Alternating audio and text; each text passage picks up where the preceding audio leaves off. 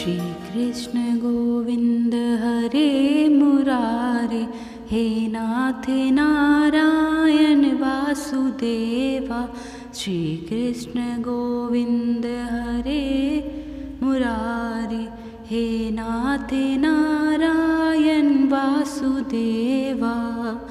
नमस्कार दोस्तों, आप सभी का स्वागत है हिंदी कहानियाँ में। तो आज का हमारा जो कहानी है वो है इंद्रा एकादशी व्रत कथा। तो चलिए इसको सुनते हैं। धर्मराज युधिष्ठिर कहने लगे कि हे भगवान, अश्विन कृष्ण एकादशी का क्या नाम है, इसकी विधि तथा फल क्या है, सो कृपया करके कहिए। भगवान श्री कृष्ण कहने लगे कि इस एकादशी का नाम इंद्रा एकादशी है। यह एकादशी पापों को नष्ट करने वाली तथा पितरों को अधोगति से मुक्ति देने वाली होती है। हे राजन, ध्यानपूर्वक इसकी कथा सुनो। इसके सुनने मात्र से ही वायपेय यज्ञ का फल मिलता है। प्राचीन काल में सतयुग के समय में महिष्मती नाम की एक नगरी में इंद्रसेन नाम का एक प्रतापी राजा धर्मपूर्वक अपनी प्रजा का पालन करते हुए शासन करता था।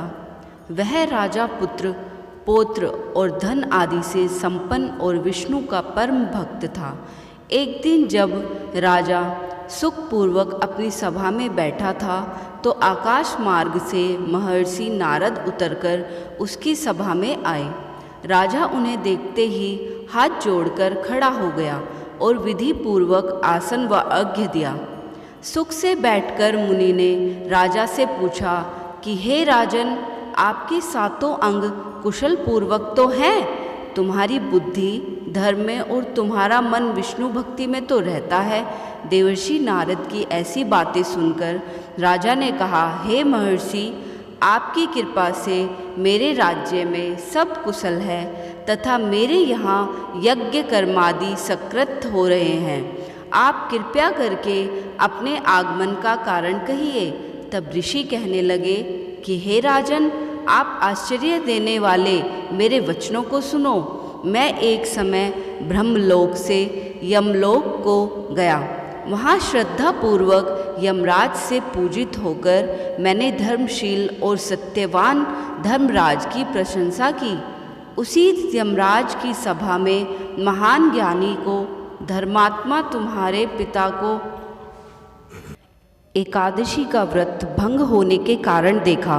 उन्होंने संदेशा दिया, सो मैं तुम्हें कहता हूँ। उन्होंने कहा कि पूर्व जन्म में कोई विघ्न हो जाने के कारण मैं यमराज के निकट रह रहा हूँ। सो हे पुत्र, यदि तुम आश्विन कृष्ण इंद्रा एकादशी का व्रत मेरे निमित्त करो तो मुझे स्वर्ग की प्राप्ति हो सकती है। इतना सुनकर राजा कहने लगे कि हे महर्षि, आप इस व्रत की विधि मुझसे कहिए। नारद जी कहने लगे, आश्विन माह की कृष्ण पक्ष की 10वीं के दिन प्रातःकाल श्रद्धापूर्वक स्नान आदि से निवृत्त होकर पुनः दोपहर को नदी आदि में जाकर स्नान करें। फिर श्रद्धापूर्वक पितरों का श्राद्ध करें और एक बार भोजन करें। प्रातःकाल होने पर एकादशी के दिन दातुन आदि करके स्नान करें। फिर व्रत के नियमों को भक्तिपूर्वक ग्रहण करता हुआ प्रतिज्ञा करें कि मैं आज संपूर्ण भोगों को त्याग कर निराहार एकादशी का व्रत करूँगा। हे अच्युत, हे पुंडरीकाक्ष, मैं आपकी शरण में हूँ, आप मेरी रक्षा कीजिए। इस प्रकार नियम पूर्वक शालीग्राम की मूर्ति के आगे विधि पूर्वक श्राद्ध करके योग्य ब्राह्मणों को फलाहार का भोजन कराएं और दक्षिणा दें। पितरों के श्राद्ध से जो बच जाए उसको सूंघकर गौ को दे तथा धूप, दीप, गंध, पुष्प, नैवेद्य आदि सब सामग्री से ऋषिकेश भगवान का पूजन करें। रात में भगवान के निकट जागरण करें। इसके पश्चात द्वादशी के दिन प्रातःकाल होने पर भगवान का पूजन करके ब्राह्मणों को भोजन कराएं। भाई बंधुओं, स्त्री और पुत्र सहित आप भी मौन होकर भोजन करें। नारद जी कहने लगे कि हे राजन, इस विधि से यदि तुम आलस्य रहित होकर इस एकादशी का व्रत करोगे तो तुम्हारे पिता अवश्य ही स्वर्गलोक को जाएंगे।